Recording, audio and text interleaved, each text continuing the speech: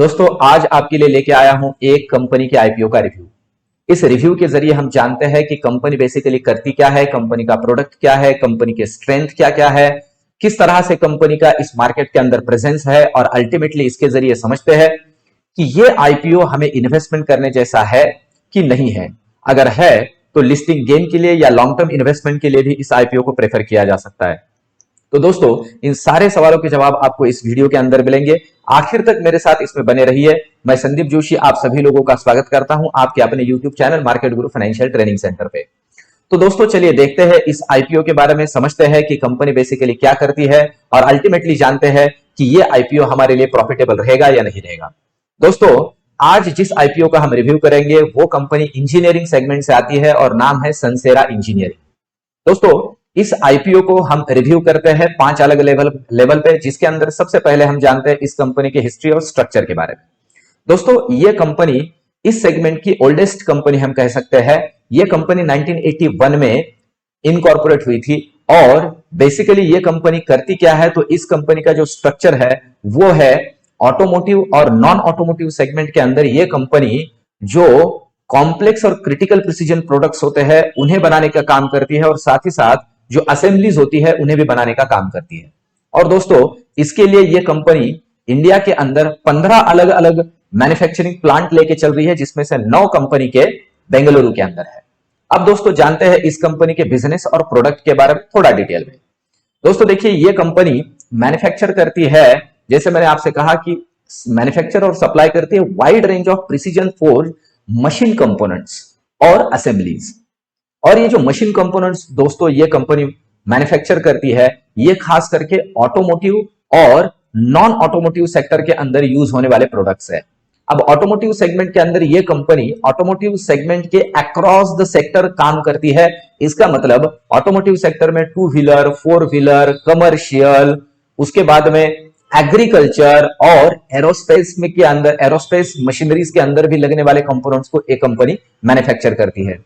दोस्तों non automotive sector के अंदर भी कंपनी का एक अच्छा खासा प्रेजेंस है, जिसके अंदर कंपनी ऑफ रोड व्हीकल हो या फिर एरोस्पेस हो या फिर एग्रीकल्चर हो, इस सेगमेंट के अंदर भी लगने वाले मशीन टूल्स को मैन्युफैक्चर करने का काम करती है। दोस्तों ये इस कंपनी के ओवरऑल बिजनेस की अगर बात की जाए तो 2021 के अंदर इस कंपनी ने जितना भी रेवेन्यू अर्न किया है उस रेवेन्यू में से 88.45% बिजनेस इस कंपनी ने ऑटोमोबाइल सेक्टर से और या फिर ऑटोमोटिव सेक्टर से और 11.45% बिजनेस नॉन ऑटोमोटिव सेक्टर से जनरेट किया है। इसका मतलब ऑटोमोटिव सेगमेंट के अंदर इस कंपनी का प्रेजेंस बहुत ही अच्छा है और बहुत ही हम कह सकते हैं कि स्ट्रेंथ इस कंपनी की ऑटोमोटिव सेक्टर से है। इसके अलावा कंपनी ने इंडिया के अंदर 65% बिजनेस किया है और 35% रेवेन्यू कंपनी ने जनरेट किया है ओवरसीज कंट्रीज से, बाहर के देशों से। दोस्तों अब जानते हैं इस कंपनी के कौन कौन क्लाइंट्स हैं। और दोस्तों इस कंपनी के क्लाइंट्स बड़े ही इंप्रेसिव है। अगर उसमें देखा जाए तो कंपनी के फोक्सवैगन है, जेसीबी है, होंडा है, एफसीए है, केटीएम है, होंडा है।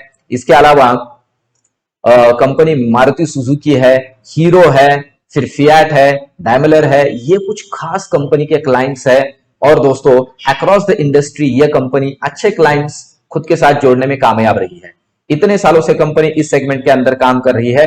तो जानते हैं इस कंपनी के फाइनेंशियल्स के बारे में। दोस्तों 3 साल के फाइनेंशियल्स को अगर देखा जाए तो ये फाइनेंशियल्स ठीक ठाक है, अच्छे हैं। जिसके अंदर 2009 के अंदर कंपनी का टोटल एसेट कंसिडर किया जाए तो वो शो करता है 174 करोड़, 2020 के अंदर वो 182 करोड़ और 2021 में 192 करोड़ हमें शो होता है। टोटल रेवेन्यू की अगर बात की जाए तो कंपनी का टोटल रेवेन्यू 164 करोड़ 2019 के अंदर, 147 करोड़ 2020 के अंदर और 157 करोड़ 2021 के अंदर शो होता है। इसके अलावा प्रॉफिट आफ्टर टैक्स की अगर बात की जाए तो 9 करोड़ नियर अबाउट 10 करोड़ 2019 के अंदर, 8 करोड़ 2020 के अंदर और 2021 के अंदर 11 करोड़ का जो प्रॉफिट आफ्टर टैक्स है ये कंपनी शो करती है।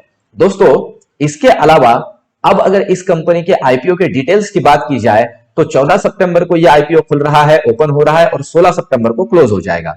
अगर प्राइस बैंड की बात की जाए तो 734 से लेके 744 रुपए का प्राइस बैंड है। कट ऑफ रेट 744 है तो उसी रेट से हमें बिड करना है और 20 शेयर का मिनिमम 20 शेयर का एक लॉट है। इसका मतलब होता है 14,880 रुपए का मिनिमम इन्वेस्टमेंट हमें करना ही पड़ेगा अगर हम इस आईपीओ को बिड करना चाहते हैं। दोस्तों 21 सितंबर को इस कंपनी का टेंटेटिव डेट्स होती है। 21 सितंबर को अलॉटमेंट फाइनलाइज होगा, पता चलेगा हमें शेयर मिले हैं नहीं मिले हैं।